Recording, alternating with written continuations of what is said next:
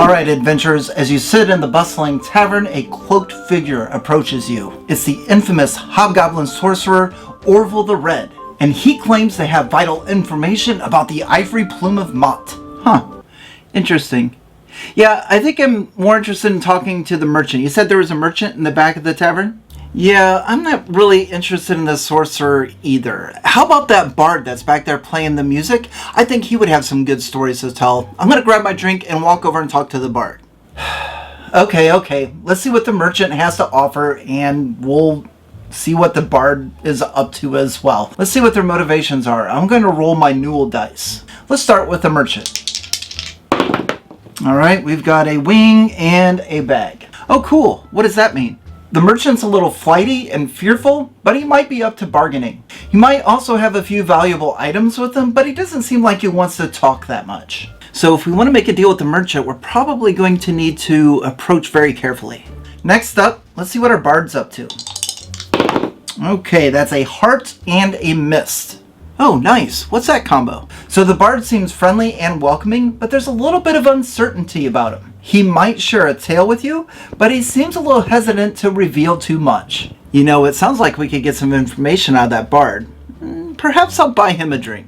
Alright, let's not forget about our hobgoblin sorcerer, Orville the Red. I'm going to roll for him as well. Ooh, a talk and a skull. Uh-oh, what does that mean? So Orville is diplomatic and he is talkative, but you can tell he's definitely up to something a little bit dangerous and possibly no good. He's a lot cooler than I thought he would be. We probably better watch our backs when we talk to him.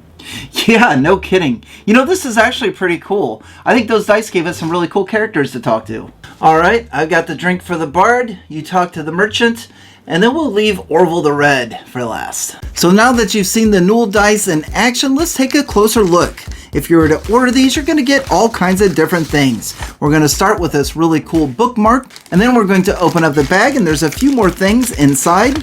The first is this really cool sticker, and Tower House Creative has some of the most unique stickers I've ever seen. I'm getting quite the collection of them. There's also a little bit of a backstory for the dice, and of course now we have the main event. We have our Nuul Dice reference sheet, and we have our 2 dice. And as you can see here, these are really nice design. They're a bit of a greenish color. They have numbers on each side, so they will double as D6s, and they have different symbols that will tell you what the motivations of NPCs might be.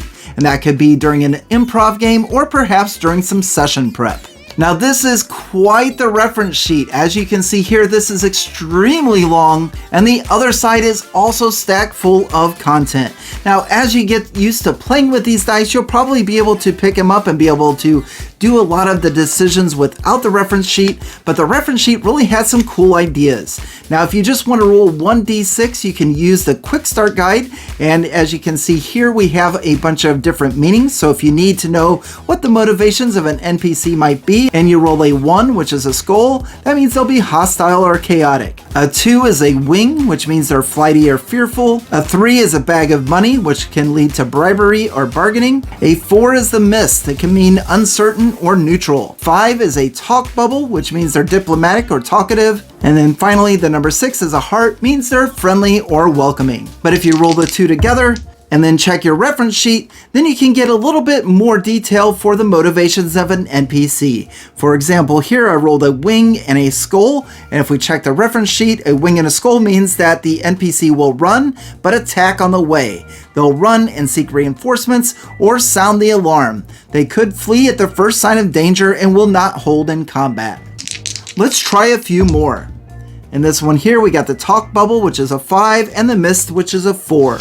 With regards to this NPC, it's not clear what talking will accomplish. The creature isn't having any reaction to what you've said. It is possible the joke didn't work, but maybe they just didn't hear you. Let's try one more. We have a skull and a heart. So if we take a look at our reference sheet for the skull and the heart, we're going to see that this NPC might be crazy or have a hair trigger. They might laugh as they pull a weapon. So the Nuul Dice is a perfect accessory for a game master. All too many times we've planned out our NPCs just to have the characters go over and talk to an NPC that we weren't expecting. We then need to make up everything on the fly, but now that we have the Nuul Dice, we can give them a role, and then we can give them motivations and character. The only thing we need to do now is to figure out what their name is. So once again, a big thank you to Elton over at Tower House Game for sending me the Nuul Dice. I'm super excited to have these in my collection, as well as the Fate Mail D20 and the Dyadic D20s. Tower House Creative is putting together quite the great accessory list for dice for game masters. If you'd like to get a set of the Nuul Dice for yourself or as a gift for your game master, I'll put a link in the description below. Thank you very much for watching, and on to the next.